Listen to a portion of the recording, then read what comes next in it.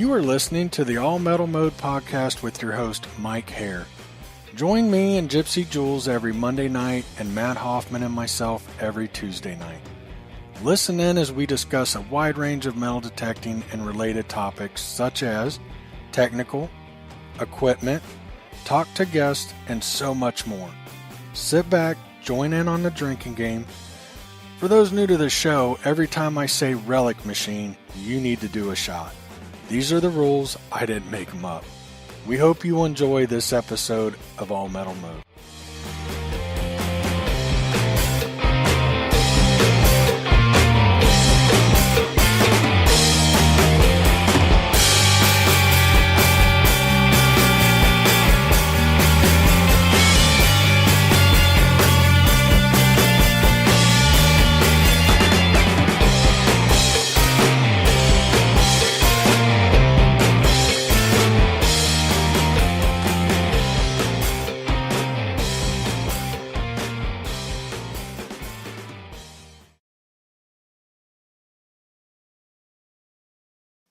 Hey everybody, this is Mike. Sorry about that. Had a little technical issue there. I just got fixed right when the music stopped.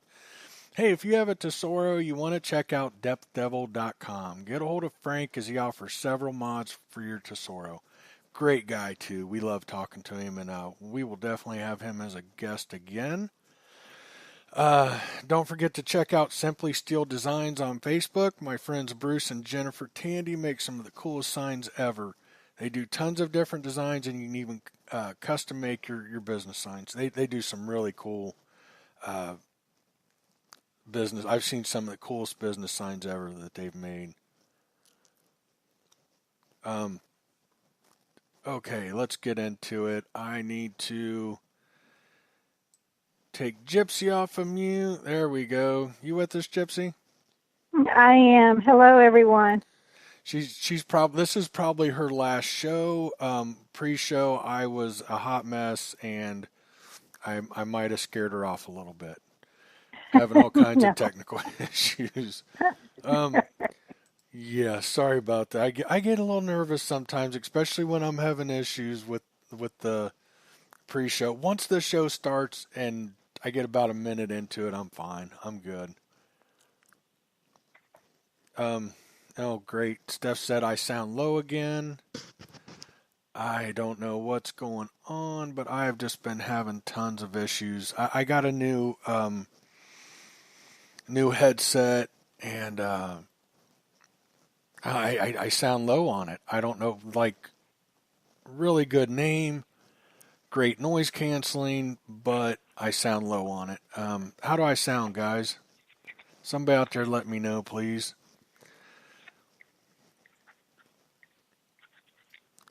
Bill said, just picture all of us in our underwear, Mike.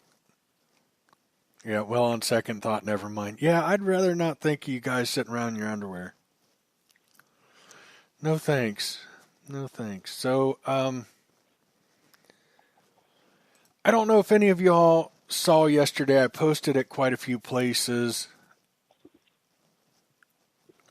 I got to, well, let me back up. So, Luke and Dave from archmdmag.com got a hold of me and said, hey, do you want, I think this was just Saturday. They were talking about doing some recordings for me and stuff, and like doing some interviews and such, and I couldn't do it Saturday. And they're like, what about we do it noon their time Sunday? And I'm like, yeah. So, and Dave said we might even have a couple guests. So all I know is I'm going to be talking to Dave, and hey, maybe I'll get to talk to somebody else. If you haven't listened to it, I think it went pretty well, considering it was 6 a.m. for me, and just waking up and everything else, and it was like I got to talk to Delic first from Nocta Macro. That was awesome. I got to talk to, oh my God, his name just escaped me. Gary Blackwell with XP. oh, that was so cool, And then the next I think was KG and Ringy, but I spoke to Ringy first. And that was really cool. I'd never talked to those guys. So, by this point, I'm just, a little bit freaked out, who's next and stuff. And it was really cool. It was a really neat experience. I don't think I sounded too awful, being that, some new stuff was being thrown at me and all that. And, yeah, that was kind of crazy, but, I had fun. It was way cool. And, I don't know if you guys seen, Nocta introduced, two new machines, I guess, and talked about a third. I don't know if you'd consider it a release. So the Amphibio, if you've ever swung an Impact, they are really cool machines, little on the heavy side. The Amphibio is another straight shaft detector. Very cool. I'm very impressed with the looks of it, and it's very similar to the programs and stuff in the Impact, but waterproof. Great idea. Brilliant. Love the looks of it. We'll see. They also announced the Simplex. That's going to be, from my understanding, around 250, and then they're going to have two different ones, and one's going to be a little bit over 3. I don't know if that's retail, map. I don't know what we're looking at, but they're also waterproof and very cool looking detectors, very lightweight looking. I have know nothing about them other than that. The Simplex is also set up for wireless, like wireless headphones. Really cool and really, really. I was really surprised at that price point. They've got big, 11, 12-inch double D coils on them. I don't know off the top of my head if anybody else in that price range offers even a double D coil, and I don't know why that is. Can you think of any, Gypsy? I'm not sure. That's really neat that they're introducing it with that coil, though. Have you seen pictures of it yet? I think I saw the post that you had posted, 2 photos, I think. That was of I believe I just posted of the Amphibio. Oh, that was the Amphibio. Yeah, I haven't seen pictures. Just in one of the videos, I did happen to see a guy picked up the Simplex and was showing it. Wow. So that's all I've seen of it, was in that video, I think. Another cool thing, and XP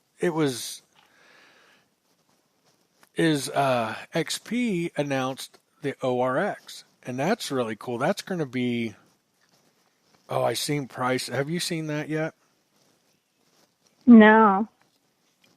That's going to be, it's targeting the gold people, like a gold detector, a little bit simpler, easier to use, less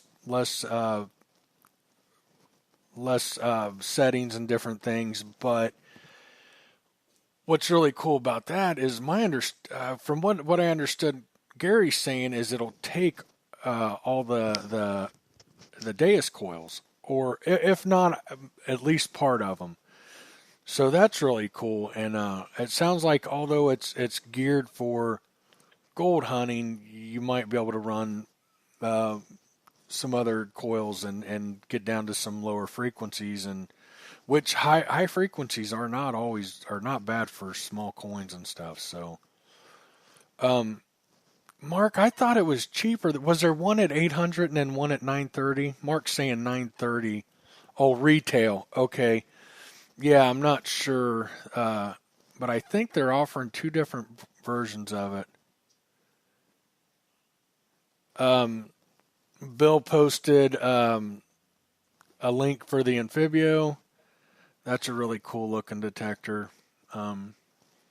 Yeah. So anyhow, tonight we're going to talk. I thought it'd be a good thing to get Gypsy oriented with the show and doing it, and maybe the first time It's just her and I.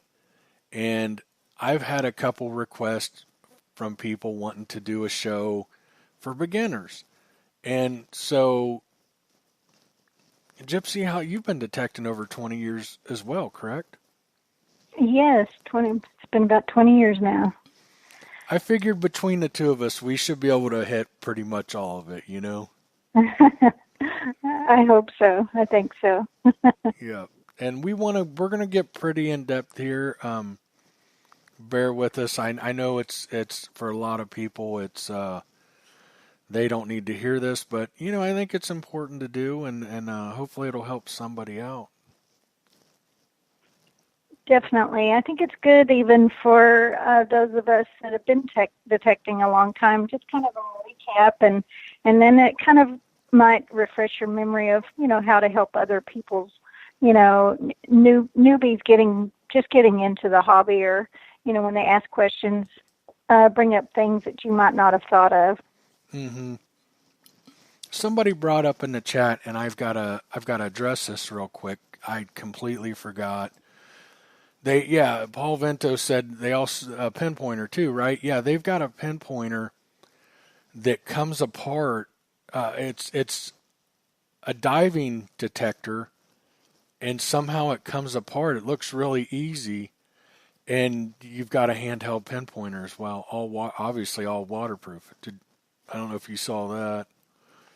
Wow. Yeah, that was really cool. That's Macro Nocta again. And wow. then I What's the name of this machine? The water one? Do you know? I have no clue. I don't even know that I saw a name. Oh, and I forgot. Oh, geez, I'm just moving right on. This is what excited me the most from talking to everybody. And this is why I say I personally think that Macro Nocta is the most innovative. They announced that they have a detector that will run multiple frequencies simultaneously, and they've got all that worked out. Now they want the public's input on what features they want to see in the detector.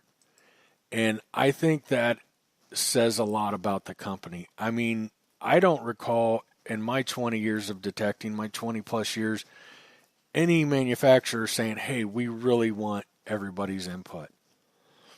Wow. I mean, it goes to testers. I mean, most manufacturers, it goes to testers, and they I don't like this, or I like that, or this and that. But before it's even, they've even built it, other than from the way I understood it, they have the multiple frequency at the same time done. That's done. Now they want to know what you want to see out of a detector. And I think that is huge. I think that's really exciting. That's huge to me. I think that's the first time something like that has happened, and I'm so impressed with that. What do you think, Gypsy? I think that's very impressive. I mean, to open it up and just get everyone's opinion, I think that's awesome. And it's very innovative for something like that. Yeah, I think so. I think it's really cool, and I'll be excited to see what that is when it comes out. And I think she said, I'm almost positive it was that one. They're also going to do a contest to name it, and whatever name they pick, they're going to give that person the detector when it comes out. Oh, that's a neat idea. I like that. Right. So different. Absolutely. Yeah, I think they're going to do big things. They're just great company. Great company. I was going to do something real quick, and I don't remember now. Like, I went to go look something up, and I kept talking, and now, I know what I was going to look up. Okay. I also got to talk to a gentleman, and I could barely understand him, and I think he could barely understand me. Really interesting, though. Air metal detectors. You can find them on Facebook. Then, of course, it's airmetaldetectors.com. They have theirs is going to be, or they've already got it out. You use your phone.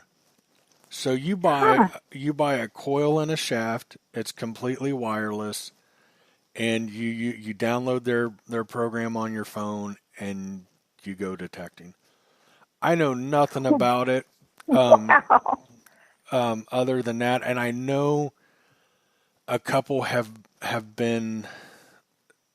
That's not the first one that I've been made aware of, but I've heard that at least one of them that hit the market wasn't very good, and I don't know much about that. But the first time I've heard of air was yesterday. Air metal detectors.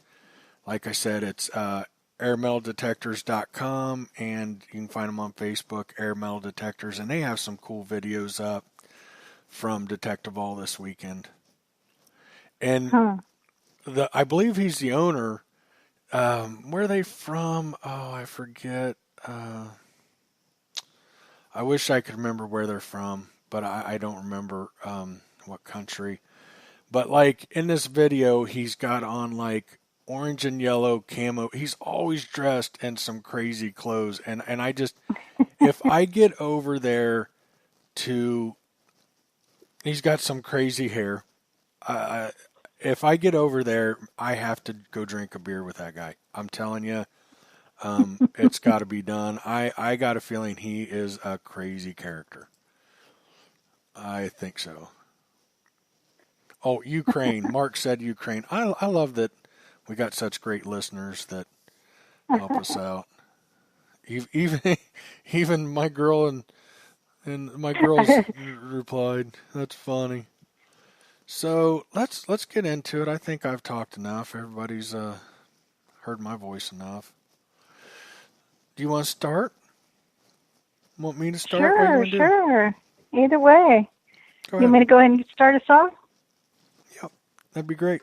Okay. All right. So tonight we're going to talk about metal detecting for beginners. And Mike and I talked just a little today, just kind of discussing some of the things. But I think you had recently, or I don't know how long ago, didn't you write a blog on your Yeah, I've got on an your article. Well, it's article? actually been out there a while. I'd have to find it, but I can't grab the link. I don't know why I can't put links. Yeah, I think I can. Go ahead. Yeah. All right. But I'll get that, and I'll see if I can get that in. Yeah, several months back I wrote an article for beginners, but and I meant to actually look at that today to kind of make sure I didn't miss anything, and I was just so busy with the kids and stuff I didn't get to it, but should be the same stuff. Okay. Well, great. I just thought some people might want to go check that out and read that, kind of give a recap of kind of some of the things we may touch on tonight. But I guess one of the main things that you and I had talked about is the number one thing is what type of detecting, do you want to do? A lot of people just think, oh, I'm going to buy a detector and I'm going to just go out and find treasure anywhere. But they need to think about, the number one thing is think about what type of detecting, do they want to do? Do they want to do relic hunting? Do they want to do coin shooting? Or do they want to really find the old coins and the old relics? Or do they want to go do beach hunting? Do they just want to kill a little time when they go bring the kids to the park and just hunt in the park? So that really broaches, the depending on what type of metal detecting they want to do, what type of machine they need to get for that type of detecting. I wrote that article back in June of 2017. Wow, how times fly. Wow. How time flies. Yeah, I felt like I did it a couple months ago, but yeah. Oh yeah, we're gonna get way more in depth than this, but I will try to get it into chat if somebody else already hasn't. But yeah, we'll get it in there. Yeah, I think you that's a really good idea, Gypsy. You've got to know what kind of detecting you want, and maybe you want to do it all, and that's okay.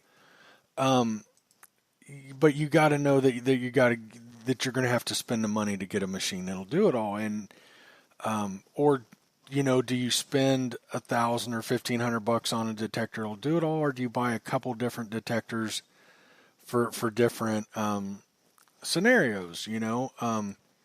Exactly. It's just what do you want to do, and I think that's a really good point, and which brings up another very important point is you need to learn if it'll work in your area.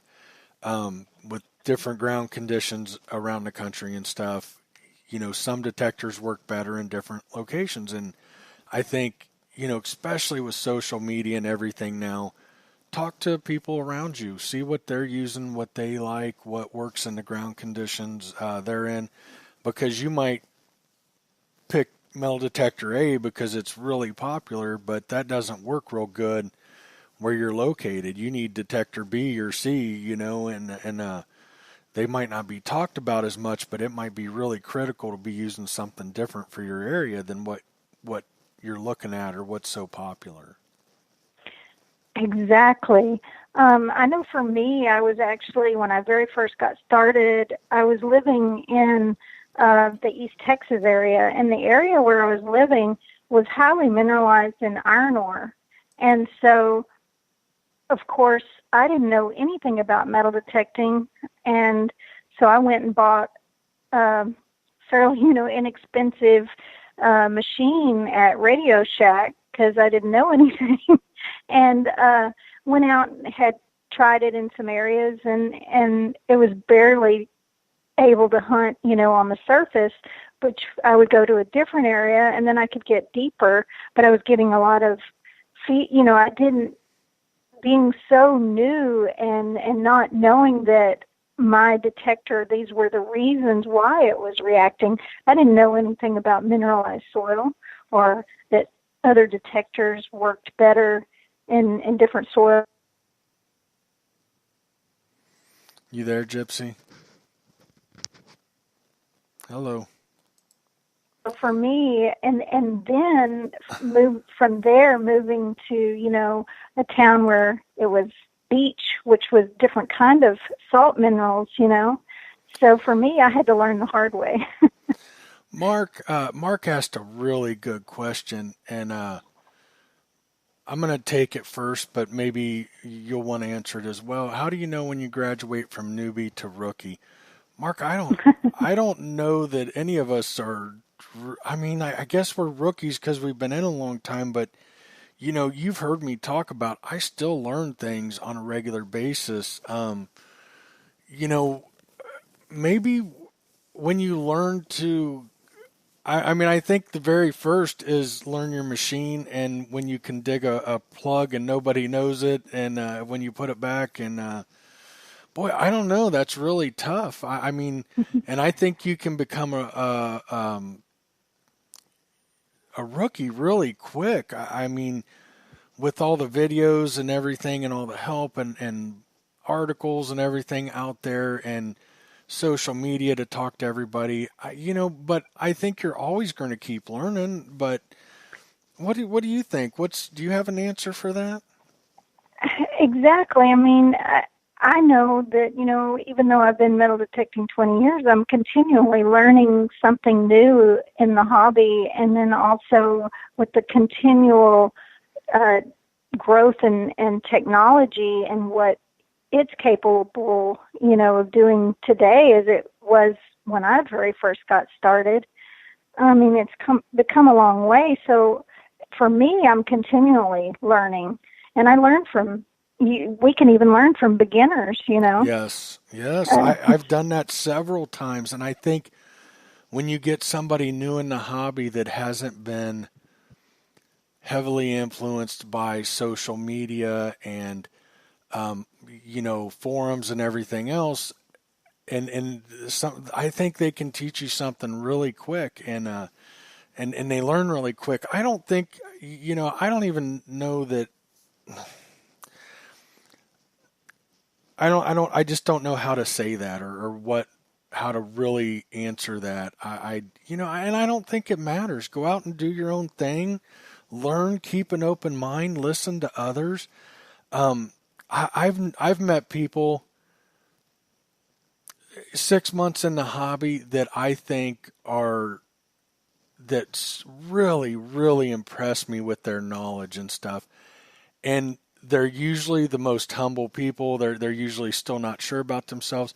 And then I've met people that have been detecting 6 months that don't know shit, excuse my language, and they think they're an expert. And my biggest thing I could say is don't stop learning.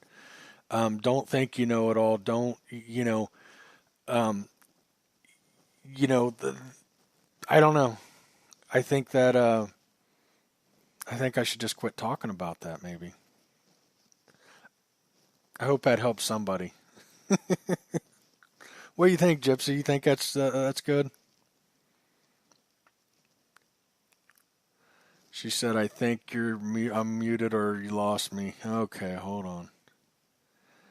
I did not do either, so I'm not sure what's going on. We were having a little bit of issue before, so let me just. Are you there, Gypsy? Okay, we will hang up on her and we will recall her. I have no idea with this new Skype how to turn the sound off. All right, I got you. I'm not sure what happened there. You weren't muted, and so I don't know. But I think I don't know, Mark, if that really answered it. I can tell you this. I don't judge anybody and say, oh, that person's a rookie and that person's I just don't. It just doesn't matter to me. Get out, do your thing, and be happy and have fun, and that's all that matters. What do you say, Gypsy, or did I lose you again? No, you got me. Definitely. I mean, it's just a continual learning thing, and I think that kind of brings us to the next thing is kind of if you are new to the hobby or new to detecting, is just to kind of seek out a local club or local detectorist, and maybe find out what their recommendations are of what they're using. Because they might know what types of soil there is there, etc. For sure. And I'll go a little step farther and plug myself here. I would recommend, if you can find a good local dealer, and if you can find a good local dealer that will help you out, help you pick out the right detector, give you some time on it, do that. If not, make sure you buy from a reputable dealer that's known for good customer service, that you can call up and say, hey, I'm having this happen. I'm experiencing this, that will take the time to answer your questions. I think that's huge. And recently we talked on here about YouTube and everything else, and there's so much information out there, and that's true, but there's also a lot of misinformation, and what's working for one person on the West Coast might not work at all for you on the East Coast as far as settings and everything else. So if you can find somebody local, if not, find somebody that will at least help you and has used the detector. I think that's really important, especially for your first one. Most definitely, because like the mistake I made, just buying, the local Radio Shack. I didn't have a dealer at first, so I didn't really have anybody to ask, and that was back in the day when, we didn't have YouTube to go to, or, for, how to, or, to tell us about the different conditions of the soil, etc., and get that advice. So that's when it was a major game changer for me, is when I was able to find a local dealer, because, and I remember bringing my detector in, and I was like, actually after I graduated to a different detector, I remember bringing it in, and I was like, I couldn't get it to pick up gold. Well, I had no clue about, you can discriminate out too much and miss your gold altogether. Right. There was just so much to learn in the beginning. Yeah, and a good dealer will help you through that. I remember years ago when the E-Track especially was huge. I would sell one. If somebody bought local, I would take them out, show them how to use it. If they wanted to drive to me, I would do that. Sometimes even, I did some few hour drives away to show people or meet them halfway. But what I was experiencing, and this happened with all detectors, but especially the E-Track at the time, there was so much information out there. This is how I run it, and YouTube videos, and I would sell them, and these people would call me up. Oh, I'm having so much trouble. I can't, okay, what are you doing? Well, the first thing I did is I put so-and-so's program in. Okay, that was your first mistake. Just because Mike can run his, heavily modified, doesn't mean that a newbie on that detector should run those same settings. It takes me a lot of hours to get used to a detector before I really start playing with all the different settings and stuff and start tweaking it, because you really need to understand the detector. And I'll tell you what, take the time to learn what those settings do.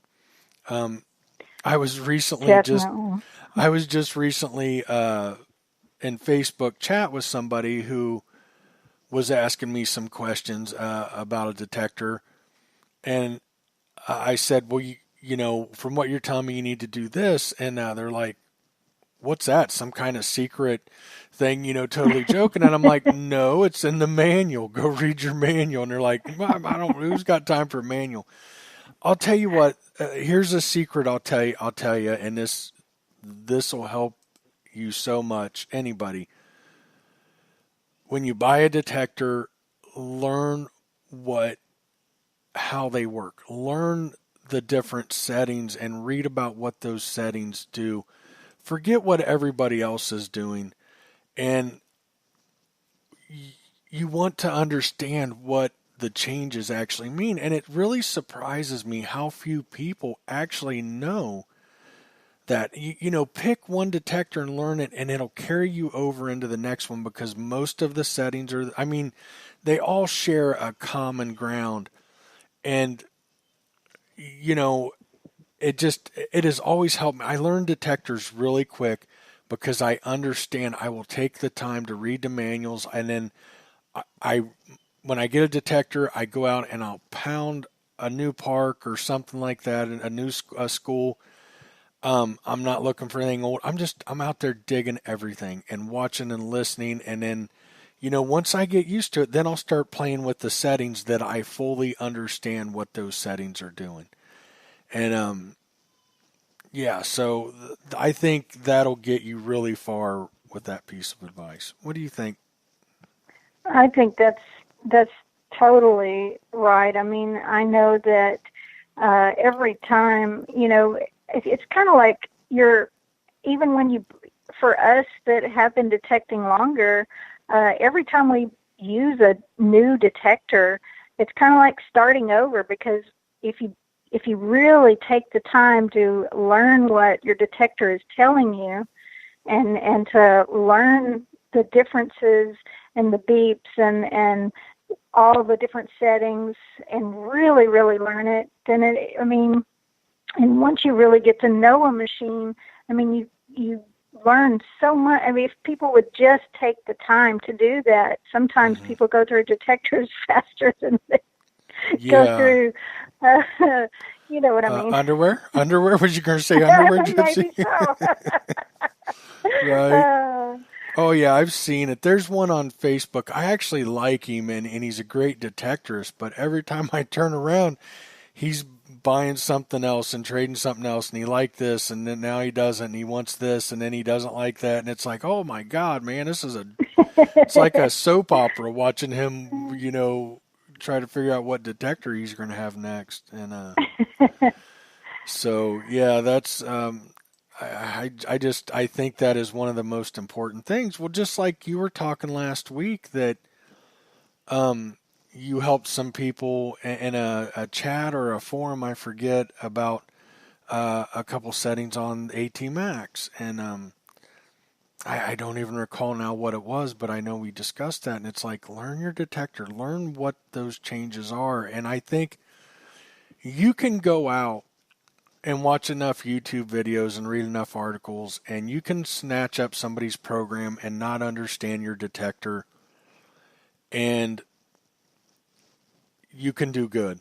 But if you want to do really good, because the ground is always changing, the moisture, you can go in ground that's pretty sterile to ground that's heavily mineralized to no iron to iron.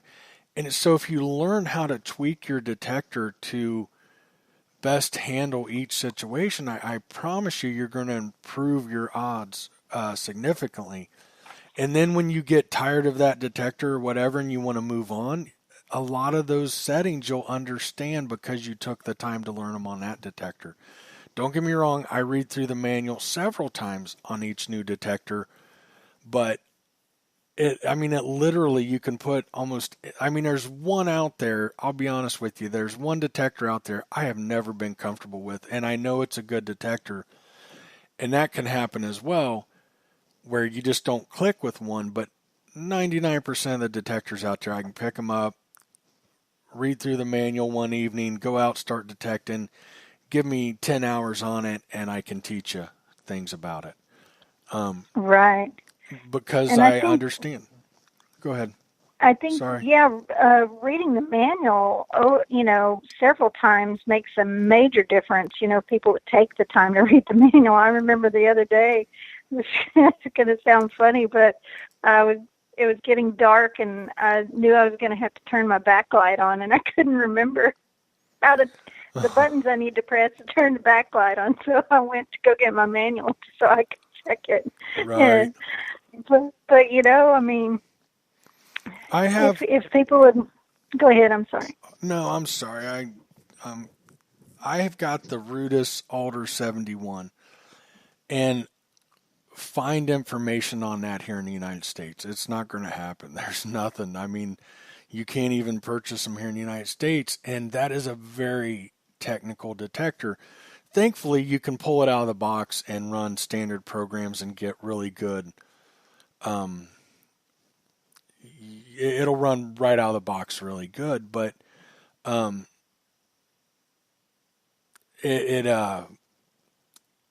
had to learn that on my own. And although there are a few videos over in the UK and stuff, it's completely different over there.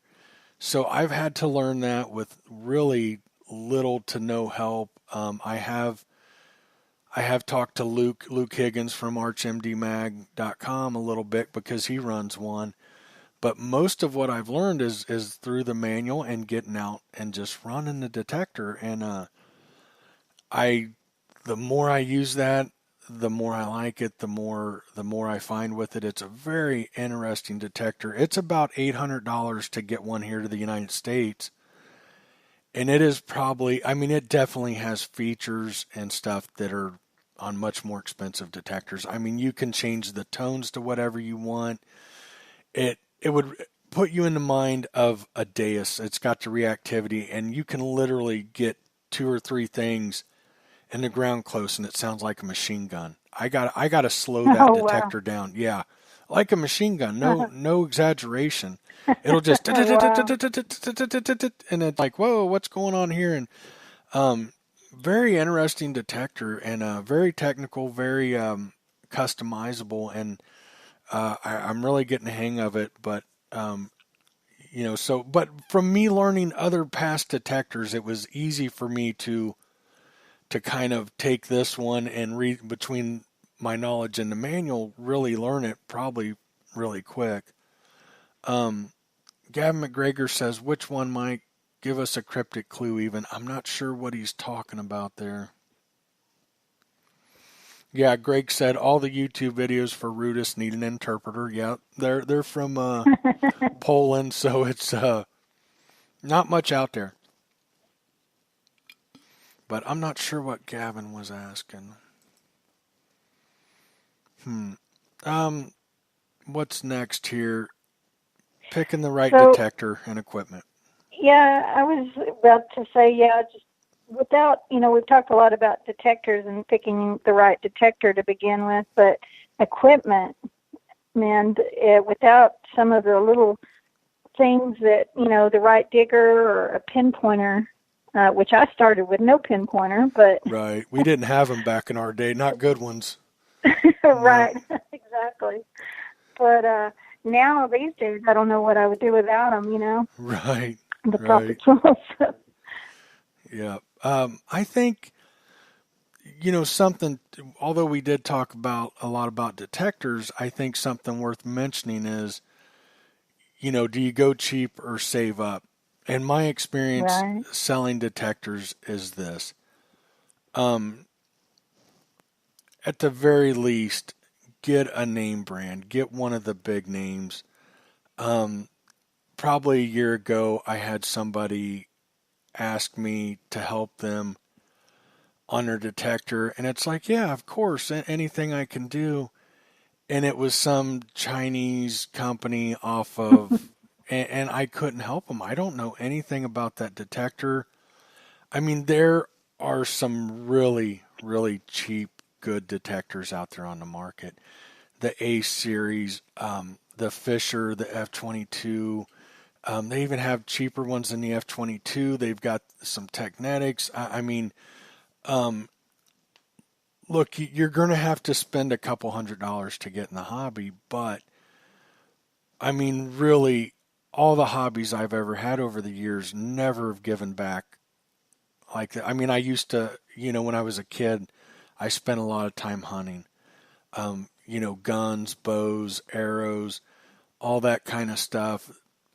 By the time you do get a deer and have it processed, you could have bought a whole cow and had it butchered. You're not doing, you're not saving money. Fishing, I got into making my own lures and stuff, and my dad had a boat. I mean, can you imagine how much he spent on a boat and stuff, and the tags every year, and we always threw them back. So I'm just saying, there's some expensive hobbies. You got to have a couple $100 to get started, or save up. Hey, some of us are really broke, and I'm in that same boat. Trust me, but you're doing more harm than good. I had a guy just recently contacted me about about buying detectors through Amazon. He found 2 waterproof detectors, 2 hand diggers, 2 2 pinpointers, and 2 sand scoops for $259 or something like that. Whoa. And yeah, and he actually showed me the link, and I'm just like, yeah, that's not going to work. It's just not going to work. And I said, look, I've never heard of that brand. You're not going to get a waterproof detector right now for $250 that's worth anything. And so don't try to cheap out. I mean, you got to at least spend a couple $100, and then comes, you want to get into the hobby. Do you want to spend $200 because you're brand new to it, or do you want to spend $500 or $600 on a detector? And I will tell you, in most cases, the people who have bought $200 detectors within a month or so, they wish they'd have saved up more and went with the $500 plus detector. Now, I'm not telling you to do that. And, if you want to get in the hobby and go hit the tot lots, don't spend more than a couple $100. But if you're going to call me up and say, hey, I'm into old relics, I'm into, I want to find silver coins, I'm going to push you to the middle price line. I mean, I'll try to do it as cheap as I can, but at the same time, I'm not going to feel good selling you a detector that I know won't get the job done. if that's what you want to buy, that's okay. But I'm going to tell you, it's not going to do the job you want it to do in most cases. Exactly. I mean, I even remember making the mistake once buying it was a water machine, or it was advertised, I would say, as a water machine. I bought it online, and I should have known better. It wasn't a major brand, and within no time it broke on me. So it was just Right. money down the drain. Mm-hmm. And but you know, you live and you learn. Sometimes you have to Right. learn the hard way. Right. For sure. For sure. Yeah, there's a lot of stuff coming out on the market, especially through like Amazon and stuff. And stay with the big names, and maybe we should run through those real quick. Do you want to give it a go, or do you want me to? You go for it. I would say Tesoro, Garrett, Fisher, Technetics, even Bounty Hunter. I've heard some really good things about some of the Bounty Hunters, like their Pro Series or whatever, which is all part of Fisher, Technetics, all that. Whites, Macro Nocta, XP. Oh boy, I feel like oh, Mind Lab. Mind Lab. Am I forgetting anybody? That's pretty much the main ones. I mean, there's some companies over in Europe and stuff. I would highly recommend Arudis. No problem at all. They are great detectors, but that's not beginner level. They're you need some knowledge of detectors, and you need to understand how they work to really get into that. But another thing I'll say is I'm not saying you need to buy a digger or shovel from Predator Tools, but what I'm telling you is I won't use anything else. And that's kind of a funny story because for years I would not spend the money.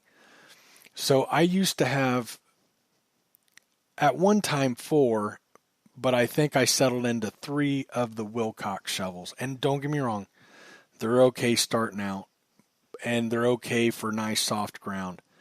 I don't know what they are now. I know back then they were, you know, 10, 11, $12. And back then it was still Leshy tools.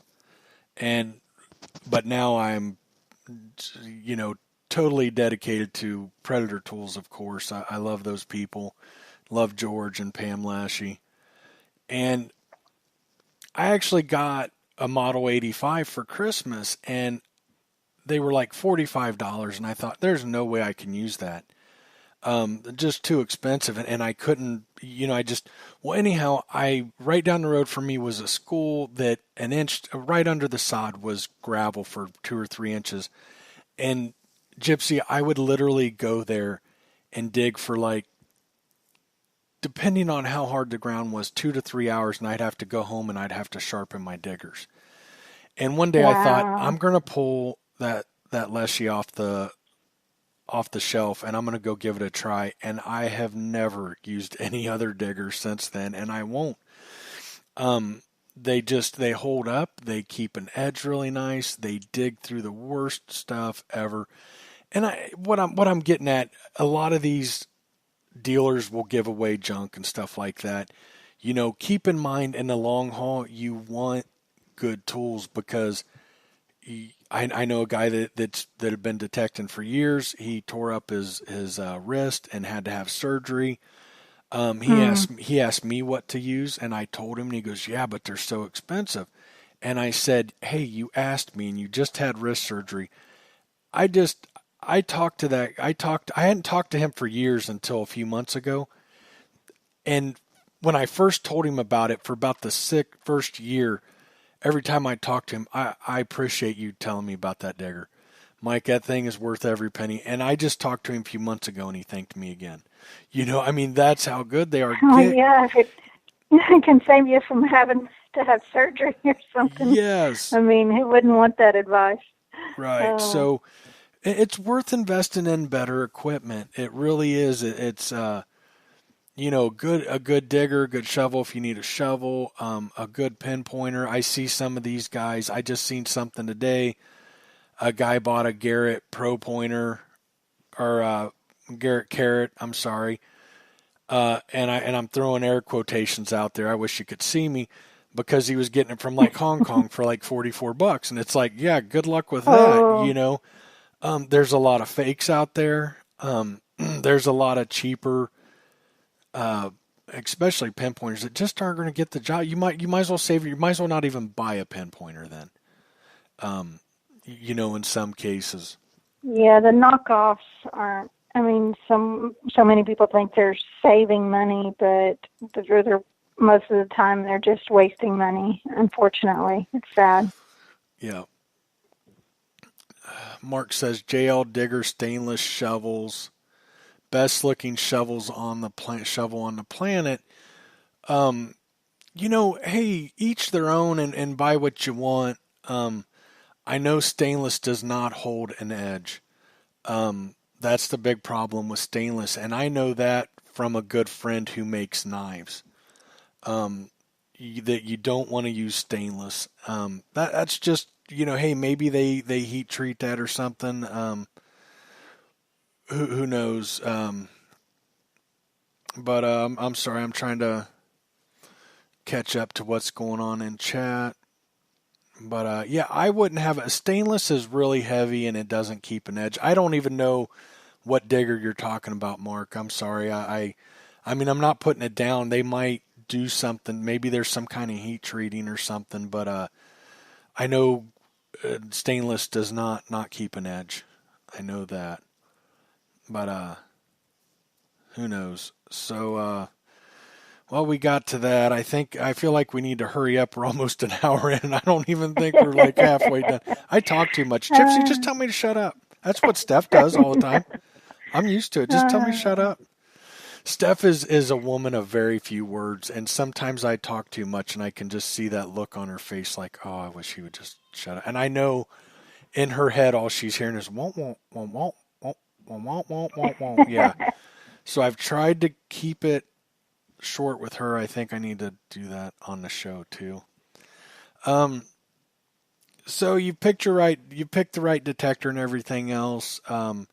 You've talked to locals, found out what works there for what you're wanting to do. What's next? I think we had learning to dig a proper plug is one thing, but I think something that you had mentioned too is taking the time to maybe practice in your own yard. Right. Because when you are out there, you get a permission of a pristine yard, you want to try to always dig the neatest and best plug ever. So, I mean, it takes a little practice at first, and a lot of it will depend on the tool you're using and practicing with that particular tool and in different ways. I know when I'm detecting a really nice yard, I'm one of those that I do bring a lot of times a cloth to lay down, because the dirt here in Texas is so different from some of the other areas and states I've hunted in, as you well know now, Mike. Right. What's weird is I can travel to one side of the town to another, and one part of town will be super dry and rocky, and the other one will be just a totally different type of soil. So it's weird. Yes. Or grass. I've noticed that here, but in Texas, when I dig a plug that stays together and then goes back in the hole good, it's really a victory.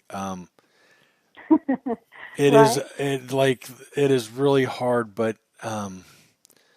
you got to do your best. Take the extra time to learn how to dig a proper plug, learn how to flip it back. A lot of people believe in doing real small plugs. A lot of people take the plug out of the ground. I personally disagree with that. And when I dig a plug, most people think it is huge. And I do. I dig big plugs. And here's why.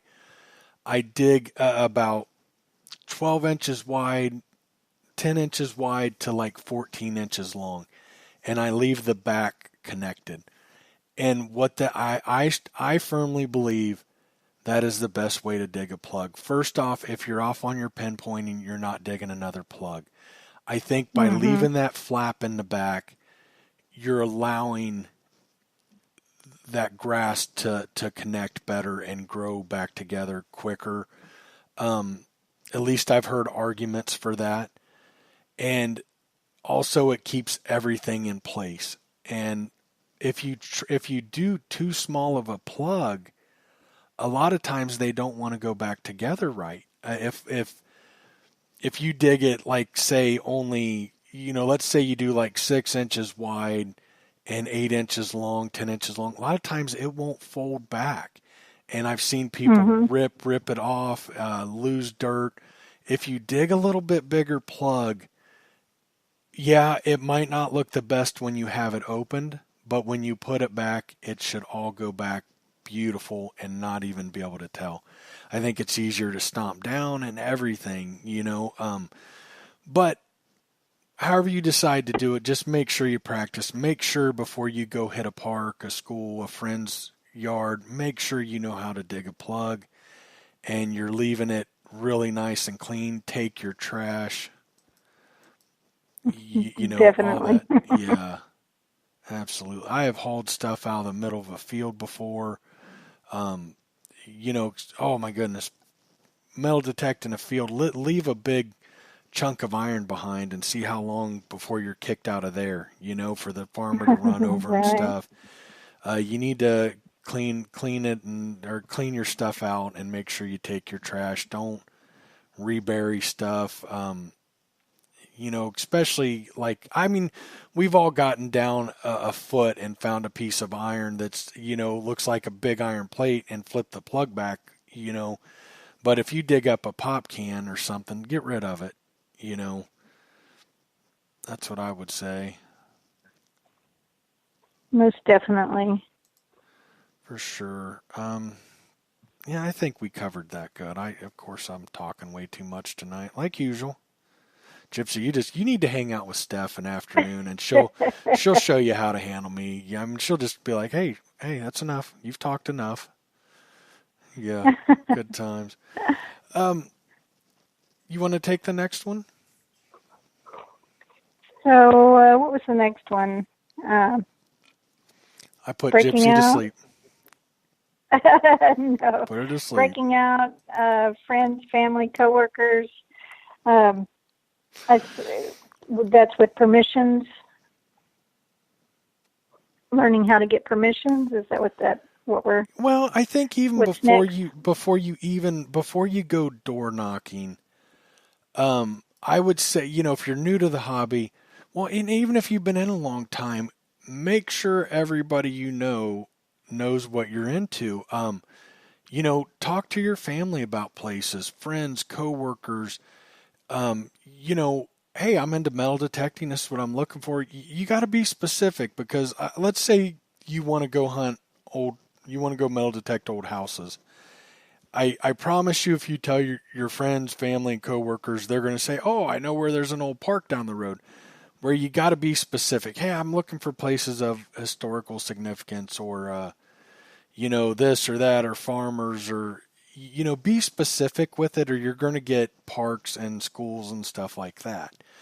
And I found showing my finds to friends and coworkers and stuff, even if they're not into the hobby, you'll often get them excited enough where it starts making them think about places. And, I couldn't tell you how many times, I've been talking to a friend or a coworker and, showing some finds, get them excited about it. And they're like, oh, you know what? My friend so and so. And when you have that in like that, when you can go knock on somebody's door and say, hey, John so and so told me to stop by, it makes it way easier.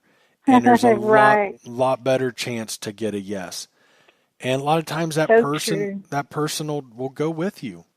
They'll even go with you or whatever. And that's where I would say to start before you just go knocking on doors, especially if you're nervous about that. I'm not a big fan on going out and getting permission. I've had some crazy run-ins and it's just like, I do it, but I would say that's a really good, safe place to start. My family knows Definitely. I've got my whole family trained. If something old comes up, they think about me, Oh, hey, my friend just moved into this old house, or whatever. And it's, so you just talk to people. Talk to people. Definitely. I know in the beginning, I mean, for me, it was just talking to family members and coworkers and friends. And like you said, when they start seeing, once you start getting those permissions, and then you're able to share what you find, and then you can see those wheels turning when you're sharing and showing your finds to someone. You can start to see those wheels turning, and they're going, oh yeah, so and so there was an old house on so and so's property. Right. Um, Yeah. Yeah, it really helps. It really does. And I think that's not only a good place to start, but if you've been in the hobby for a while, if you haven't used that, let people know. Talk to all those people. And another thing I see, I've never had much luck with it. And what actually made me think of this is Gypsy just did it, is Craigslist and social media. I just saw yesterday or the day yeah. before you posted to your local friends, and I think that's really cool. And you usually don't get much, I'm guessing. I know I never have, but I have gotten stuff from that, and even Craigslist years ago, I got a couple things from it, and I had a one that was really good. But this goes back to strange. I'll tell you, I got to tell this story real quick. I had a guy that lived on an old farm. His brother had a farm right beside him, and then back behind off the other street, their brother had a new house, and it wasn't a farm. And he asked if I could come out and find the property markers. So I'm way at the back of his field that butts up to his brother's house that's not a farm. And his brother pulls in, and within about 10 seconds, I'm pretty sure we're going to get shot. This guy is Whoa. screaming and hollering. We're on his property and everything. I didn't find the property marker. Well, it turns out that they absolutely hate each other. Him and the other brother. I mean, like, hate him. And the reason I'm looking for property markers is so he can point it out to the brother that he hates because he's dumping his stuff. It turned into a whole mess. But I did Oh get to my. hunt his house and the neighbor's house, or his brother's house, that was filthy rich and lived out of town, and they were both great sites. And but I kept waiting for the other brother to pull in. It was kind of a little bit crazy, but yeah. So I got that from Craigslist. You never know. Put an ad out there, and yeah, it can Right. sometimes. You never know. And that's Yeah. where social media can be good too, is, I know, like finding property markers. Um, and like I've done that so many times for people, but I even one time I got called to go find markers for a field, uh, like a football field, so they could know exactly where to put the lines Oh, for the cool. field. So that was neat. But I mean, it opens doors because people hear about it, or you let them know that, hey, I'll go find your lost ring, or for free, or it helps open doors to new permissions and stuff.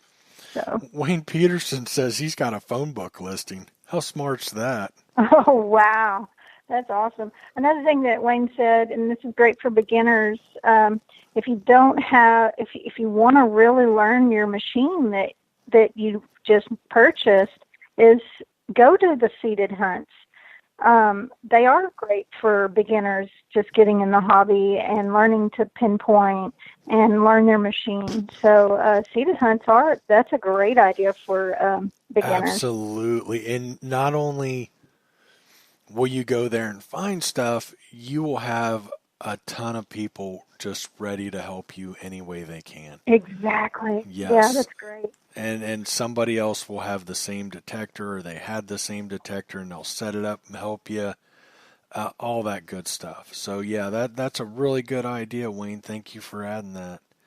Um, what else do we have? I totally forgot. I'm not sure how we forgot, but we're also waiting for Frank to come in. Tonight is the giveaway for the Death Devil. Oh, okay. And here in a little Should we bit, do that now? not yet. We're waiting for Frank to come in. And Okay. what we're going to do is Steph and Monkey are going to do it live on Facebook, do a random number generator. Oh, wonderful. Yeah, good times. I wish I was eligible. I want a Death Devil. I'm going to be honest with you. Permissions, how to ask permission. I would say one of the biggest no-nos is don't go to the door with your equipment like you're ready to just pounce. And I know that sounds funny, but I know people have done it. I would say dress decent.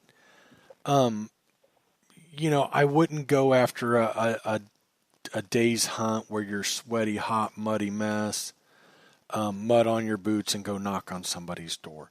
Wait until you're at least in some clean jeans and a t-shirt, and if they ask you in, especially old people love to have you in. I love old people are my favorite. Like, just love it. And but they'll ask you in, and if you go in muddy boots, Grandma's liable to take the broom to you. Liable to happen.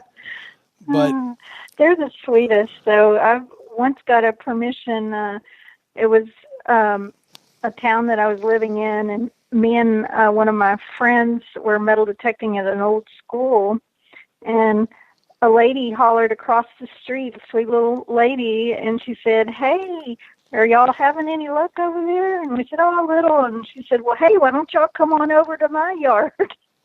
Oh, no kidding. Yeah. Yeah. I've had that a few times. Get yourself out there, and if anybody comes up to you, take your headphones, and it's worth. I hate getting interrupted. When I get in the groove, leave me alone. But they don't know that, and of course, be nice.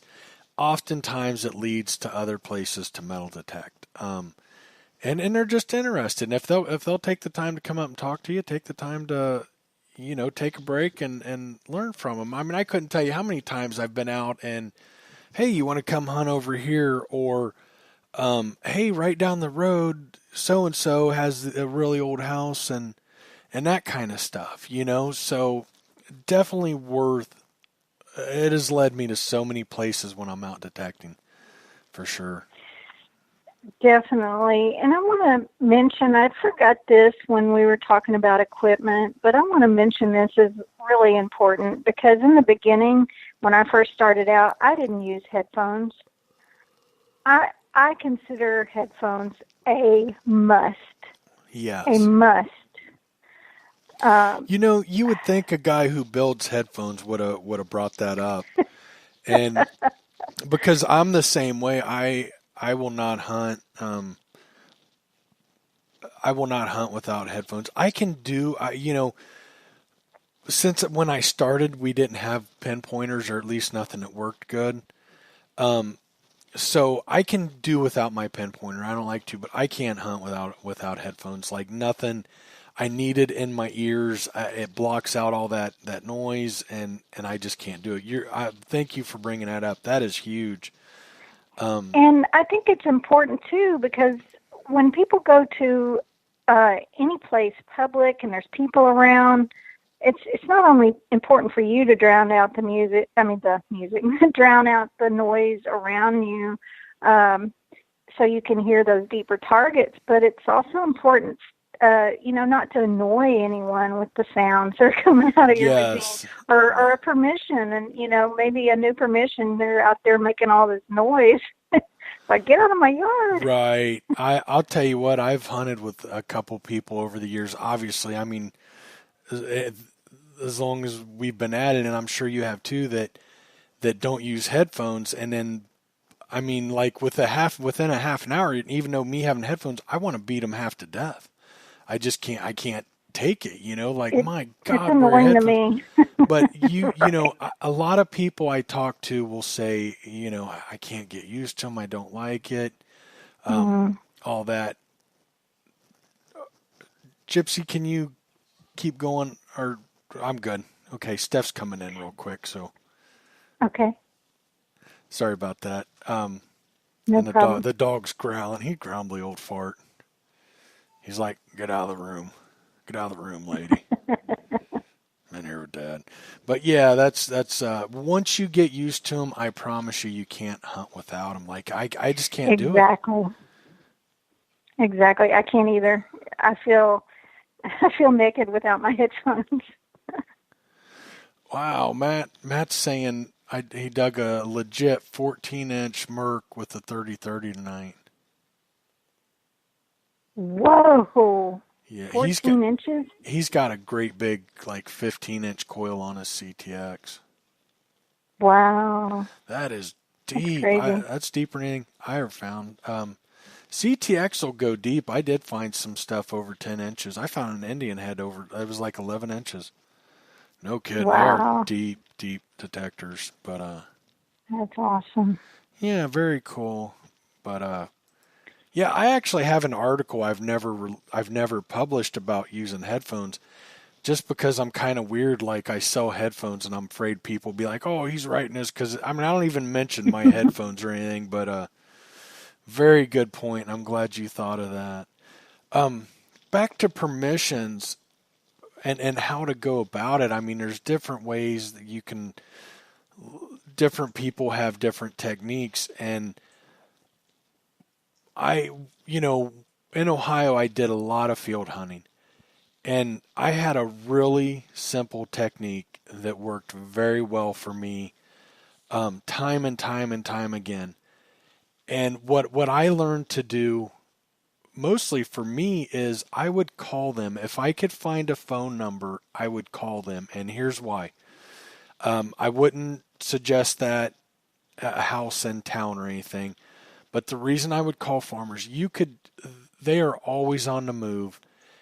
You want to call right about when they're taking the crops out or before they're going to put the crops in. And even when it's not that season, those guys are hard to run down sometimes. A lot of them work full-time jobs and everything else.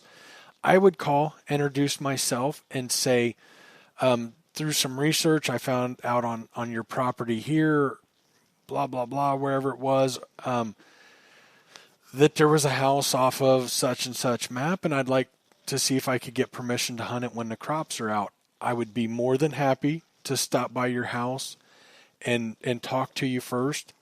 The reason I'm calling, I hate to come out and bother somebody. I know you're busy, and I hate to interrupt dinner and stuff like that, but I'd be more than happy to come out. And the only time that somebody asked me to come out first, and I know I've told this story here, but I got to tell it again because it's awesome. A guy said, "Yeah, come out." I called him on a Saturday. He said, "Come out tomorrow. Stop by the house anytime I'll be in." And he said, "I'd like to meet you first." I go out there. I go in the house, sit down, hang out with him a little bit. He throws on his clothes after lunch, or his boots and stuff after lunch, and we go out to the barn. He shows me where the refrigerator is. If you need a beer, here's how you get in the garage if you need a beer or soda or water, any of that stuff. And he just gave me open run. I could come and go whenever I wanted, and he showed me how to get into the barn and where the fridge was. You can't. They're really good people and understanding and nice, and pretty much it's really easy to get permission for fields overall. And now, if I'm going to somebody's house, it's kind of the same thing. Go up, knock on the door, tell them what I do, what I'm interested in doing. I won't tear up your yard. You won't even be able to tell where I dug. You're more than welcome to come with me. If you're into the history of your house, and you want the finds to keep, I'll even help you clean them. That's how I go about it. That's what I do. What about you, Gypsy? Yeah, I think that's great. It's funny because I'm one of those that I'm such a chicken about door knocking. I've never done any door knocking. So all of mine have been word of mouth. and just talking to people, mainly telling them about what I do. And then, like you said, and I think even Wayne mentioned in the chat, offering, what you find. You have first dibs on what I find if you would like to keep any of it. I do that because to me, it's not all about, I get to keep all this stuff I find. To me, it's about, being able to share with whoever you are digging on their property and show them, what is under their feet, and right. to save a little history. So, we're all a little sad sometimes when we have to give up some of the stuff that we worked hard to dig, but it really makes a difference when you're able to offer them, you dug an Indian head penny and you give it to the owner. If they're really excited about it, I'd rather them to have it than me. I've got plenty. Well, and that's easier said than done for us. We've found it. We've found so many of them, but I do know people new to the hobby, and I'm sure you can look back, if could you imagine a homeowner saying, yes, I'd love that first Indian head penny you ever found. That stings a little bit, but you got to keep in mind without their permission, they would have never, you would have never found it to begin with. I think it's worth it. I've gotten to where I have no problem giving my stuff up. I got enough stuff sitting around. If they like history or if they're into the history of their house, it means so much more to them than it does me. Let me catch a pit. Let me snap a couple pictures, and here you go. So. Yeah, and like Kevin had mentioned in the chat, nosy neighbors. That's happened a lot too. People stop walking their dog. Hey, what you doing? What you looking for? And then you strike up that conversation. I think that's very important in getting new permissions, is to always be, friendly and to the people that are walking by, or, because that's going to lead to some more permissions there. Yeah. Yeah. Hey, let me see what else we have. What else we wanted to cover? Yeah, we've still got quite a bit. Let's go ahead and I think hopefully Steph is still listening. I know she's dealing with two crazy kids right now. Let me message her. Can you?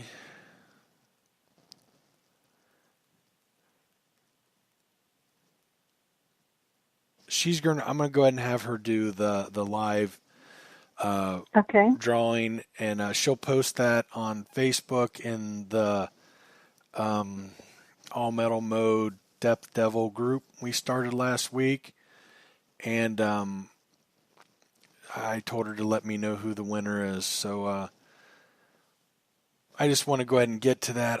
Maybe Frank's not going to be able to make it tonight. I'm not sure.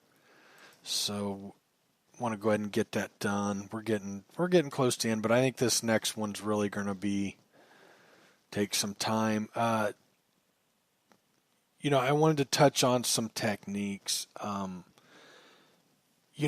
I guess we don't have to go too in depth with that. I think, if you're wanting to hunt beaches and strictly beaches, learn how to do that. Find somebody that can help you and teach you. Houses aren't so. I don't know that there's a technique other than I will say personally, I have always found more in the front yard. What do you think? Yeah, I think I would say most of the time the front yard, but I have found some interesting stuff in backyards too, where I found just as much as I did in the front yard. Yeah. Well, I take that. I think small city yards, I personally have found more in the front, but if in the back, especially if it's out in the country and stuff, I usually find more in the back. I guess it kind of depends on the layout, but always look for the old clotheslines and stuff like that where they would have look Mm-hmm. around the mailbox if it's an old house. I know people have along the driveway. Um, Right, right. all that. Maybe a place where a swing was off a tree. Definitely. And I think important for beginners is, learning how to grid a yard and then go back over in a different direction, because you'll be surprised what you can possibly miss if you're not doing some type of grid. So Steph said, and I know she's going to probably come in here and punch me for saying this, she asked if I still wanted her to do a live video, and I was like, yeah, and she's like, it might have my boob in it then. So I'm guessing she's in the middle of breastfeeding. She's feeding, yeah. And I was just wanting to ask the group, are you guys okay if there's some boob in the video? Oh, Steph's probably going to kill me. I'm waiting for the door. You're going to be in the doghouse tonight. Yeah, I might be in trouble for that one. I don't think she wanted me to announce that her boob might be in it. But yeah, I think, look, whatever it is, think about it. And I think a good thing for any of these is think about where people would have been, where they would have lost stuff, and all that. And fields, I do a lot of fields, and, this goes back to always learning. I talked about field hunting a year or two. I don't even know when it was. I don't know. And Bill Marsh, as I was talking about it and different, how to go about it, he said in the corners as the tractor goes, is turning. And I'd never thought about that, but they throw stuff off of their equipment there. And, that's, never stop learning. So, but field hunting, I always smaller coil and ground zero. And then when I get out of the real heavy iron, I get a bigger coil and start working out. I've always found more in the heavy iron than I have out and about, but you do find stuff out and about. The tractor, the equipment spreads it out and stuff like that for sure. But for me, I've always found the majority in the heavy iron. House sites and stuff, I would just say, think about it. Look at and they can all be different.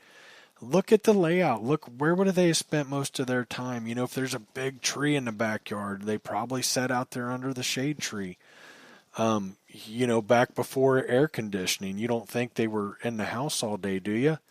They were, and they weren't standing out in the front yard in the middle of the, the sun beating down on them. Look for that big shade tree. Look at where they might have had clothesline and where they walked to the privy. All that kind of stuff. Right, and those indentions in the ground that indicated that there was an old tree there, that has since then, fallen down. Being able to kind of read the ground helps a lot. Or if there might have been an old outhouse there or something. Yeah, I was going to say I might be able to teach you something here. A lot of times those indentations are old outhouses. Yeah. In fact, but no, you already knew. I knew it. But I think Wayne even mentioned the outhouses earlier in the chat. But yeah, looking for all of those little indications is, especially for a beginner, just starting out. Yeah. What's funny is yesterday when I told you about the permission that I hunted yesterday. When I was out originally to this property, my friend had called me up and said, hey, you want to come hunt in the creek? And we couldn't get access down to the creek from the property. So we're out there walking around on the property, and I'm looking down at the ground, and all of a sudden I'm like, hey, here's a piece of glass. Here's a piece of plate glass. Here's this. And then I'm getting all these indications that there was once a house. So I think that's important for beginners, too, is to notice what's on the ground, if there is anything, old pieces of glass or something that indicates that there was a house there before. because Right. that's how I got permission to hunt on this property. Yeah, I speak a lot from Ohio but here in Texas with the maps not going yeah, you look for pottery, glass, brick, stone that's been worked. Hmm. That's yeah, very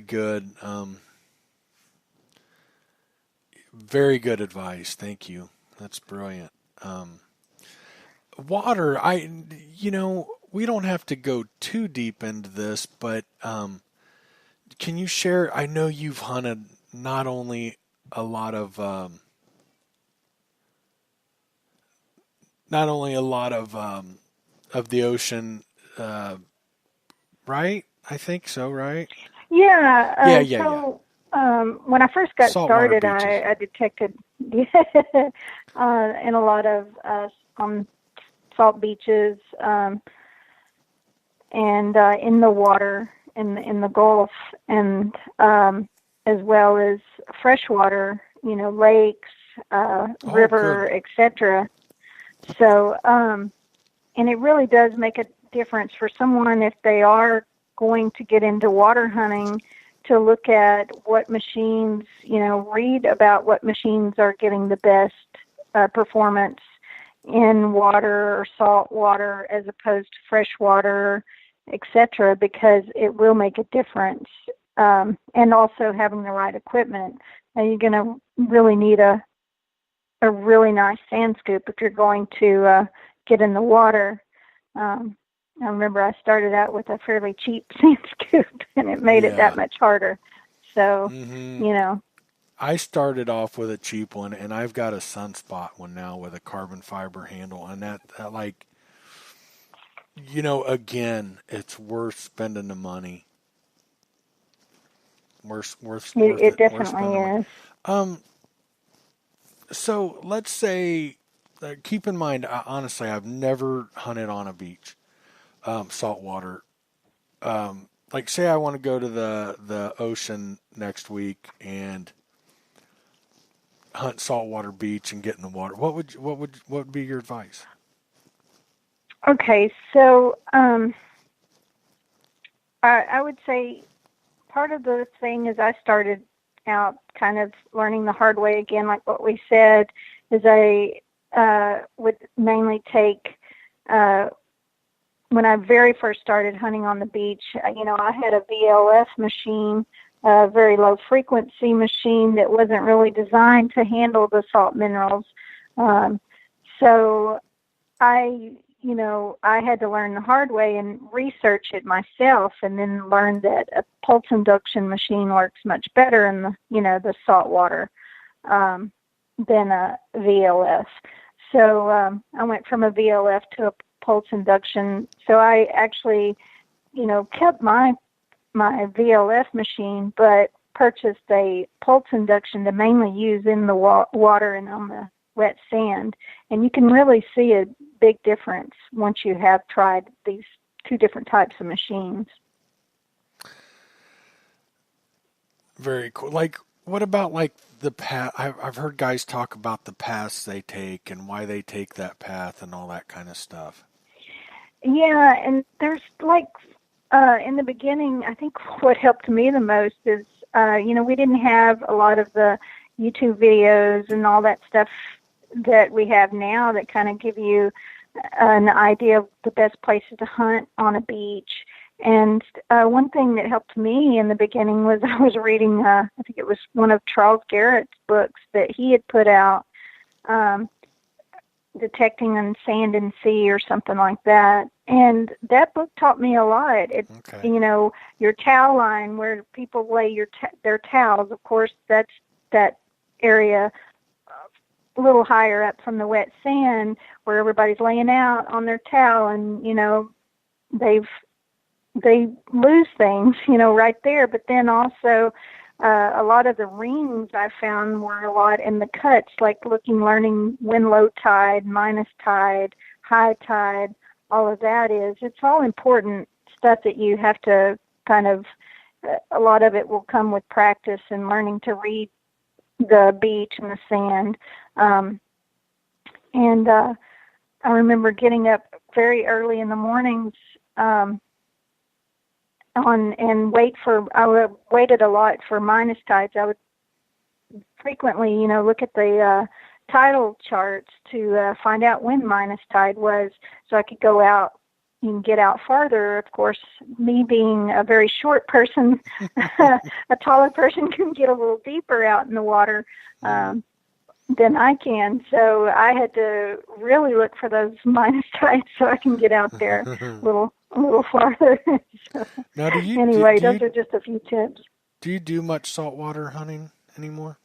Not as much anymore now that I don't live as close to the beach. Just occasional trips to Florida and occasional trip to the Gulf Coast, but that's about it. Yeah. Huh. Well, good advice. Yeah, learn the methods you need and keep an eye out. And what about streams and lakes? I mean, that's pretty given. I mean, yeah. Do you have any? Yeah, when you're doing streams, do you have any techniques that you use? Well, I think when you're in the streams and stuff is one of the most important things too is the type of digging tools that you're using, because it really depends on where you're at. If it's a river with lots of gravel or tiny gravel or sand, you could probably even use a sand scoop. But when not, you're going to need, a different type of tool to retrieve that. Like where I live, a lot of it, I think I touched on this last podcast, was a lot of where I live, it's solid bedrock, and so you have to look for those cracks that are in the bedrock, and that's where a lot of that stuff will settle, because you're not going to find anything rarely on top of the rock, because it's going to wash down. So kind of having an eye for those areas or those low areas in the river or creek is where a lot of things will settle. So those are the type of things I look for. Very cool. Real quick, so Steph went ahead and did the contest. She posted the live video, and she was not wrong. You can see her shirt is up from feeding the baby. My girl's tough. She don't care. She's just like, I'm feeding a baby, but we got to do this. So if you want, you can check out the video. You can only see Monkey and Steph, because I think the baby was on the boob, and I love my girl. Them girls are crazy. But our winner is, and I don't know if he's even in tonight, Pete Pavloa. I know I butchered that, but it's Paavola. Pete, you are the winner, and I will get with Frank, and I will let him know, and I'll have him get a hold of you and get your address and everything. So Pete was our winner. Sorry guys for those of you that didn't win, suckers. Oh goodness, good times. So I think to just give a quick broad, learn for the type of detecting you're doing, learn how to do that. Learn learn the techniques and what you need to look for and what you're doing, and it'll help you out a bunch. Especially like houses. I think that's probably like the most important, wouldn't you? I mean, some of the things that we mentioned. Oh, definitely.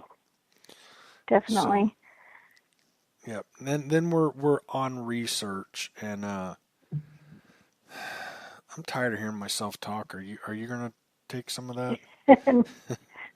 On research, I'll start us off. I'll let you.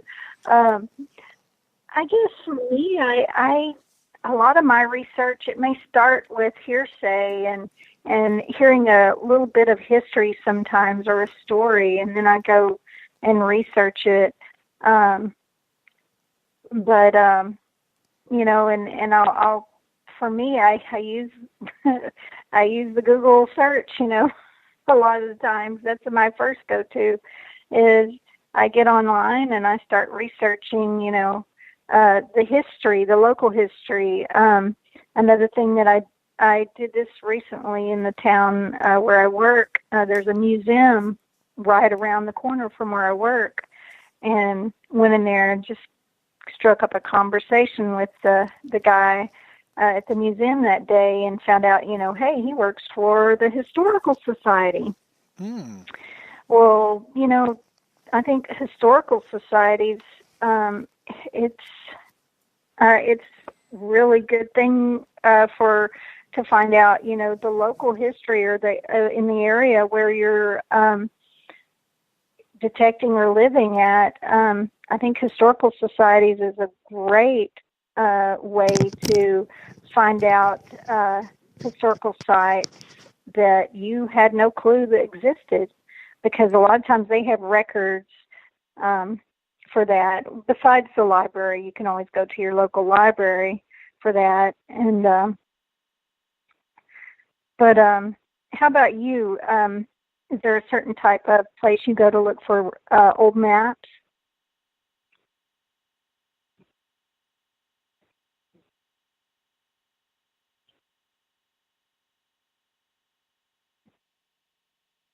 Mm-hmm.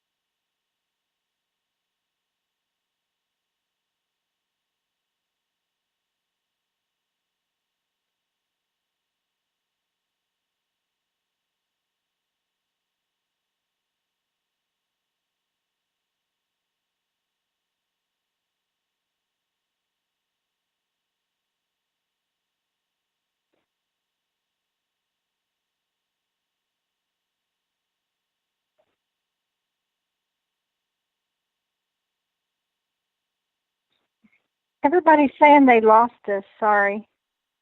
I've got David says he lost Mike and Gypsy. Somebody else said, please stand by. I didn't know what was going on. Sorry. What I about didn't now? mean Can to. you guys hear me? Somebody let me know if you can hear me now.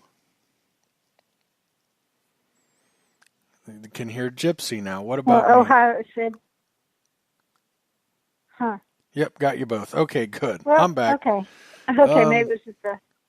that was absolutely my fault. I was just saying if I don't know how much they lost, how much we lost there, but maps, old maps, historic map works, USGS maps, like Greg said. Um, I have some really good articles on overlaying, and at the bottom of that article, I've got a YouTube video where I did it. I showed on the screen how to do it, and I've got like such a hillbilly way of doing it, but it works really good. It works better than any way I know. Um, I actually take something on my screen like a pointer, and I'll jump back and forth between Google Earth and the map, and I'll size everything up. And but anyhow, you can find that. You can find that on my go to allmetalmode.com and up in the oh geez, I'm getting tired now. Up in the navigation, click on articles, and you can find it there. I just recently did one last few months on reading the land. There's several different things. Like here, it doesn't work so much because it's all in pasture and kind of grown up and trees and stuff, and it's hard for me to see out very far. But when you're talking open farmland, look for hills, a little rise in a field, that kind of stuff. Sometimes I mean, there's a lot of different things. It's all out there on in my articles. So just go out there and check them out. I'm trying to think if there's anything else. I think a real big one is talk to local locals and historians. They are a wealth of people that are into history are a wealth of information. Definitely. And I think something that I often do, like, because I've moved around quite a bit, is I usually go seek out the local history books written by different authors on the area. So, because you get different takes from different authors, so that can be very helpful at times too. Yes. Real quick, I want to go over this because there's some really good stuff coming in. It was Sanborn Fire and Insurance Maps, and those are great. Bill says Bill came up with that, and he says those are great for finding privies. He's absolutely right. Historic MapWorks, I mentioned that one. I use that one quite a bit. Bob D said LiDAR is my favorite. Please tell me how to do that because I have no clue on the LiDAR. I've tried. I've went through a couple different websites that people have told me. I would love to learn how to do LiDAR. I missed one, I think. I thought there was another one I seen. Oh, Brian Harvey said Library of Congress Online, my favorite. I've never been there, Brian. Thank you for sharing. Thank you guys. If you come up with any more, please add them, and I'll keep an eye out for sure, and we'll add them. But yeah, there's a lot of different ways to research and come up with. I still tend to think, for me, it's overlaying old maps and talking to locals and historians. That'll get something I found, Gypsy, in Ohio again. And I'm kind of weird about here in Texas. Like we don't know it. Neither one of us know anybody, and so it's a little bit tougher. But back east, it would amaze me sometimes. Like I couldn't tell you how many times I went to a farm to hunt a site, and it's up there in the corner, and the farmer would say, "Well, back here there was a place," or I had one guy that had trees. They did had a big apple orchard, and he knew roughly where his like great grand, I mean it was like 3 generations, I think, his great grandfather's cabin was roughly. And wow. yeah, that is really cool. These farmers oftentimes know where stuff is on their land, and a lot of them, they come across brick and pottery and different things. So they know where some of those sites are. I am going to Ohio mid-October, and if the crops are down, I've got a bunch of land to hunt where the guy knows of where 5 house sites were, I think he said, my brother said. And I said, how does he know that? And he said, because he's seen chunks of brick, pottery, that kind of stuff, and they're spread out, so he thinks it's 5 different sites. So that I am so looking forward to that. So hopefully I can do that. But yeah, like it's amazing what people know if you stop and talk to them. So true. Wayne said GIS has all of it. I'm not sure what he's talking about. I think that's where I tried to go and do LiDAR, but good Lord, is it complicated. So I never could figure. I spent hours and had to give up. I couldn't figure out how to do the LiDAR. I would love to find LiDAR images and how to do that. And have you ever messed with that? No, I haven't.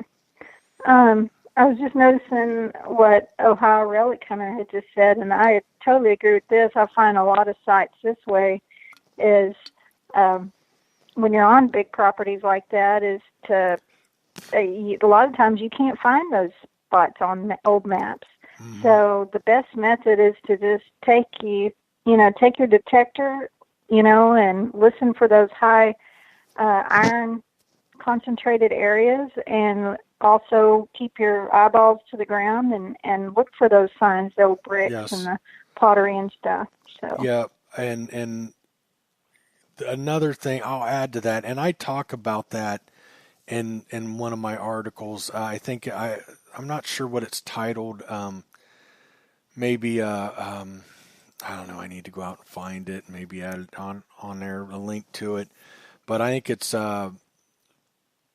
finding sites without a map or something. But yeah, exactly. And the rivers and streams were the highways of the day. Oh, definitely. And definitely, because they had to take their horses down to get water. That's where they took baths.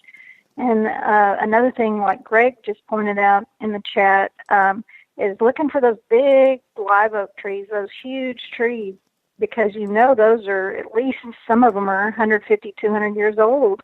Mm-hmm. So looking for those areas that can sometimes lead to areas where an old homestead was. Yeah, for sure. It's amazing what I don't, my website's down. I was just on it earlier today. It is down. So I just linked an article to it just, half an hour ago. An hour ago, I guess now. We're getting almost 2 hours in. Jeez. See, Gypsy, you got to reel me in. This is what happens when I get to talking. Well, why don't we go ahead and move on to our next topic? I think it's our last topic. Let's do it.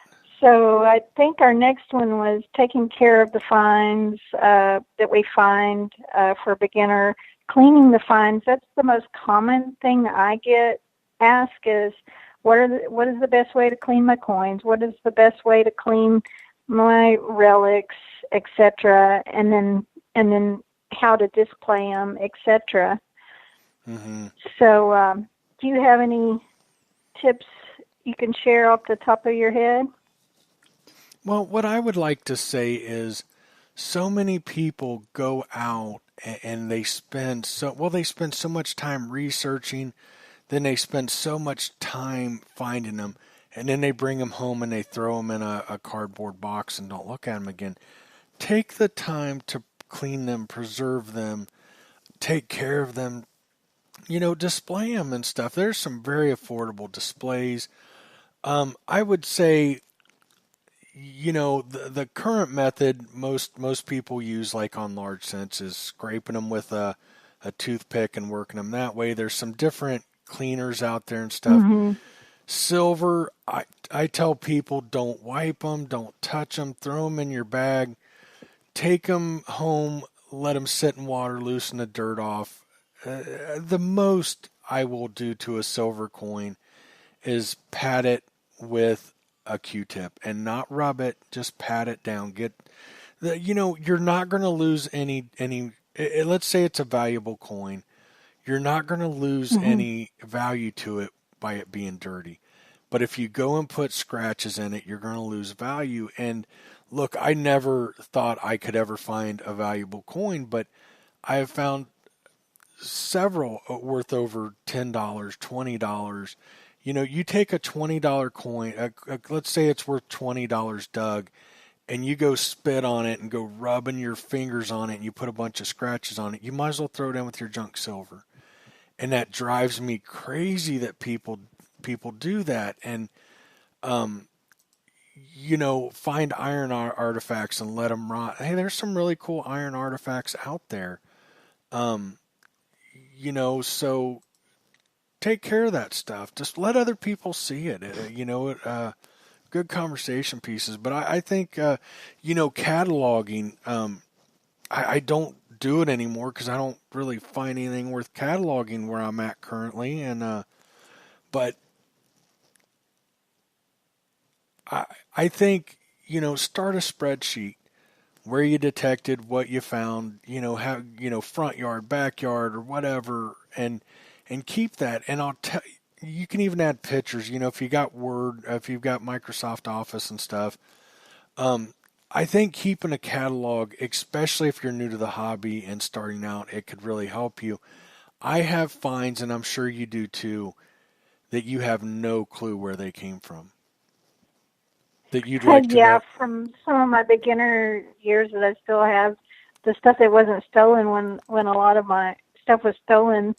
But I was looking through some finds the other day because I like to display my a lot of my cases that I have displays, like I'll display my ring, some of my, my silver rings together, my gold rings together, my Civil War relics together, but also just sites. If there's a site where I'm finding a lot of stuff and it warrants a case on its own, a display case on its own, to be able to display it a certain way. And I was looking through some finds the other day. I'm like, where did I find this? And, right. I'm like, don't even remember finding this. But most of the stuff I find, I usually can remember where I found it. Yeah, but, I've also at times been bad and lazy and find stuff. And, a couple weeks ago, maybe in the last month, I was showing, no, it's probably been the last 2 months, I could say. I was showing, I've got like a bucket of stuff, the finds that I throw in. It really is nothing, but, I can't throw it away. It's kind of cool. And I was showing my stepson, and I pulled out a tag that I've seen 3 or 4 different times and never paid attention. I thought it was a tool tag. Those are pretty common, especially like in a Dayton area. If you wanted a tool, you had to take your tag, like a machine shop and stuff. Well, here it's a World War II dog tag. And I've had that thing for years, and I don't have a clue where I found that. And I just thought, I'm trying to return it, and I wish I could say, hey, here's where I found it. I don't have a clue. And that's horrible. That makes me, yeah, keep track of your stuff and where it comes from and all that. Yeah. And, sometimes those things you throw in your bag where you think it's just, really trash. And then you get it home and you clean it. And then you're like, oh, wow, there's writing on this. And it turns out to be something really cool. Right. I've done that a lot. I got a couple quick stories on that. Number one, I would say if you want to see some really cool stuff that looks like nothing, go on Facebook and look at Greg Shipley's Facebook page. Greg Shipley is an amateur archaeologist, detectorist. We've had him on the show. And he will find this little piece of bent up brass, and he'll say it came off of a trade gun from 1770 to 1790. He'll know all these pieces. And I guarantee a lot of detectors would throw some of that stuff away. So I would say this is another great point, kind of off on another thing. Don't throw stuff away until you know what it is. They're not firing pins, cannons. Oh, what are they called? There's like during the Civil War they had these like brass pins. I forget it escapes me, but I've seen them go on eBay from anywhere from like $10 up to over $20 in good shape. Wow. And I know of a guy who got on a site that was finding those left and right, like throwing piles of them away because he didn't know what they were. Not piles, but like 20 or 30 before he started realizing what they were. And wow, I'm not saying he would. I mean, he wouldn't have sold them, and they didn't. But like my God, I'd rather seen him go to somebody than him to throw them away. But we all make mistakes, yeah. But learn from our mistakes. Don't throw anything away until it can be identified. Clean up that folded up. I know people have found a folded up pieces of copper that they unfolded, took the time to unfold it and stuff. And here it had writing on it or a name or, some really cool stuff that looked like trash. So. Yeah, I've done that a lot. I think our relic hunter said it was a friction. Let me go back. Friction primer. Yeah. Yep, friction primer. I knew it. I just couldn't. It escaped me. But yeah. But yeah, definitely. That's important. I think for beginners to, because there's so often we think it's just a piece of trash. You throw it in your bag, and I've done that before where I don't think I've found anything interesting, and I'll put it in my bag, and I'm like, why didn't I film that? Because I thought it was trash. And then from like my videos, when I'm filming, sometimes I just think, oh, it's trash. I'll just throw it in my bag, and then I go home and clean it up, and I'm like, what? Right. It's got writing, and you start doing the history research on it, and you're like, oh, that's so cool. Right. Yeah. Exactly. Well, I think we're at 2 hours. I think it's a good time to quit. Yeah, I think we made it through our list. Well, at least you learned a valuable lesson tonight that you got to reel me in. If you let me talk, I'll go for hours metal detecting. You know how bad I am. So I think we covered it all. If anybody has any questions, get a hold of us through All Metal Mode, or you can email me, or Gypsy, is it okay if they email you? Yeah, sure. Well, and I'll put it in the chat so people can know real quick. And if you guys have any questions, hey, neither one of us claim to be experts, but we'll help you the best we can. And I think at the very least, we know somebody. We would know somebody that could help you if you got any questions or need any help. And you can reach us through allmetalmode@gmail.com. You can go to the Facebook page, All Metal Mode. And don't forget tomorrow night. It'll be Matt and I. I do not have a guest. I had somebody fall through. I didn't even think about it. But what I should have done is contact Wayne. Wayne has people. But I need somebody to come on tomorrow night. If anybody wants to come on, be a guest. If you know somebody that might want to come on, have them get a hold of me. I've got a post up in the All Metal Mode group. So let us know. Me and Matt need somebody to talk to. We like to talk. Thanks, Wayne. Wayne said another great show. Wayne. We appreciate it.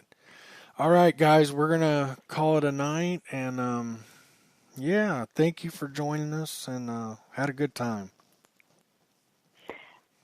Have a great night, everyone. Thank you again. Gypsy, I had fun. You did great.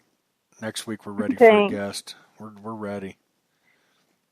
All right. Thanks, all. Good night. Good night. All right, there it is, another show. Thank you for listening. Oh, don't forget, tomorrow night, 8 p.m. Eastern, if you guys are interested, Thursday afternoon, because I do it GMT time, 2 o'clock in the afternoon, I do a show, All Metal Mode UK. So, working on the guests there. I've got a couple people we're working with. Might have somebody really big if it all works out. So you might want to tune in. Of course, you can listen anytime. Go back and listen to it in the archives, or you can download it, or whatever you like. Thank you, guys. Good night.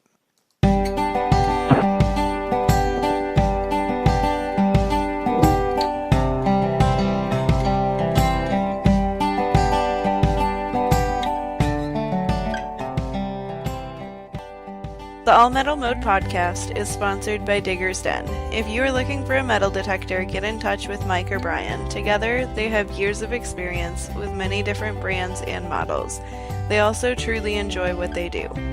You can contact them through Facebook at Digger's Den, visit the website at dddetectors.com, or give Mike a call. He makes it sound like it's so hard raising our boy, but trust me, he has time. 937-414-4578.